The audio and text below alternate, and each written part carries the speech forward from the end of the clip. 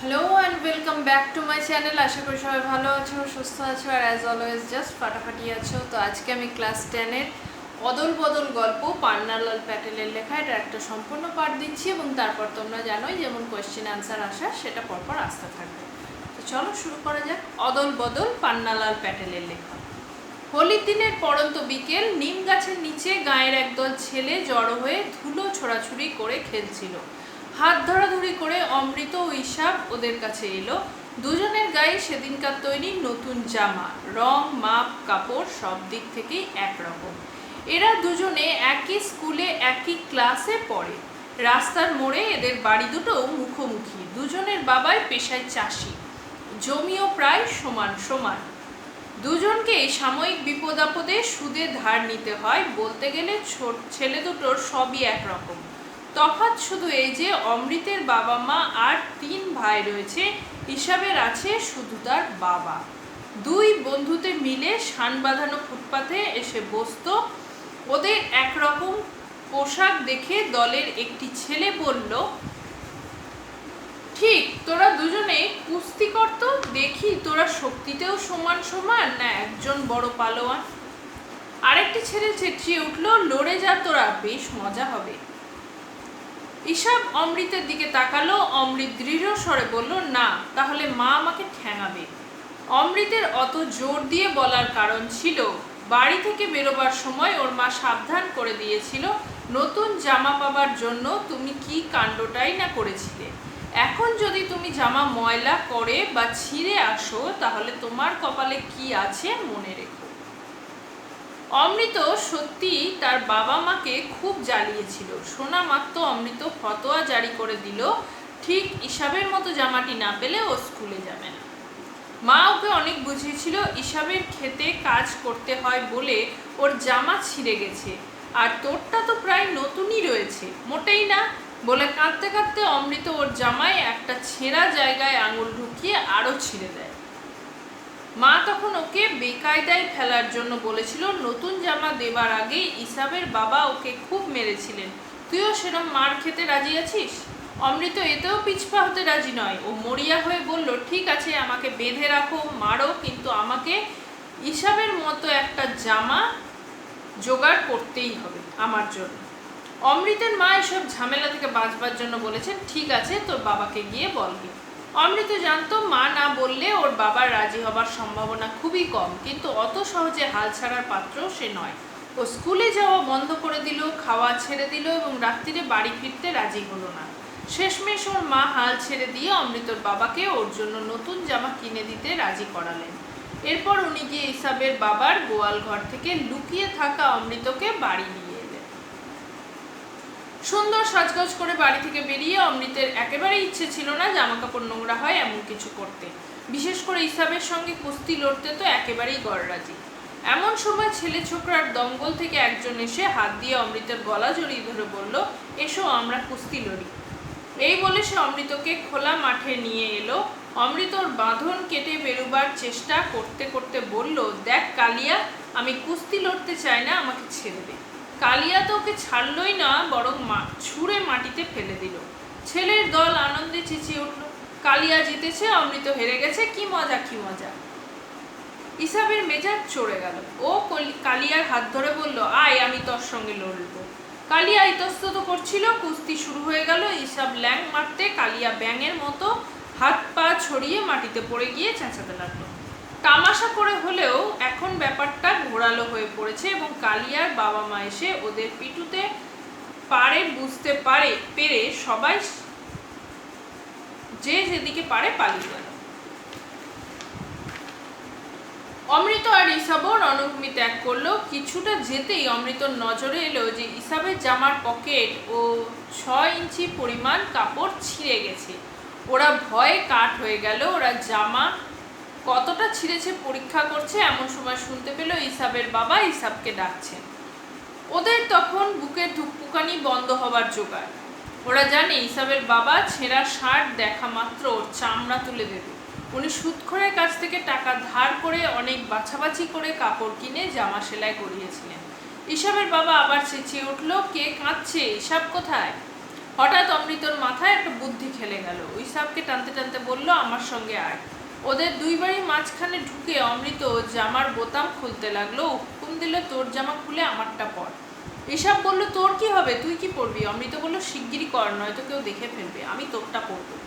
ইসাব জামা খুলতে লাগলো, যদিও অমৃত কি করতে চাইছে বুঝতে পারছিল না। বলল, জামা অদল বদল, কিন্তু তাতে সুবিধা কি হবে? তোকে তো তোর বাবা পিটবে। অমৃত বলল, নিশ্চয়ই ঠেঙাবে, কিন্তু আমাকে বাঁচানোর জন্য তো আমার মা আছে।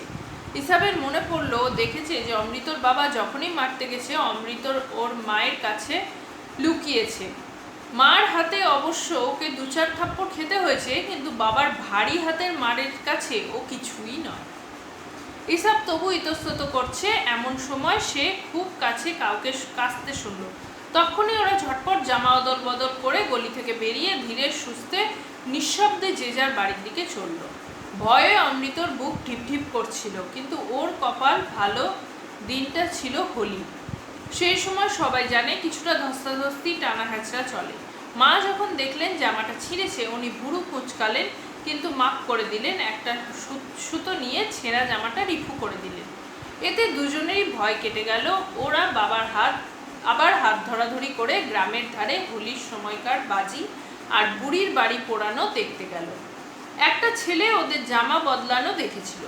সে ওদের আনন্দ মাটি করার জন্য বলল, তোরা অদল বদল করেছিস। সে তাদের জামা অদল বদল করা দেখে ফেলেছে এই আশঙ্কা করে তারা চলে যেতে চাইল, কিন্তু ইতিমধ্যে অন্য ছেলেরাও কি ঘটেছে জেনে চেঁচাতে লাগলো, অদল বদল, অদল বদল। অমৃত আর ইসাব সরে পড়তে চাইল, কিন্তু ছেলের দল ওদের পেছনে পেছনে অদল বদল বলে চেঁচাতে লাগলো।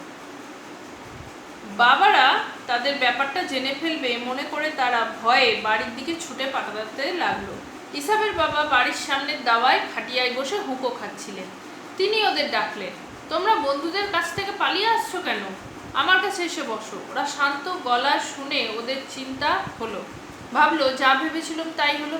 উনি আসল ঘটনাটা জানেন, শুধু ভালোবাসার ভান করছেন।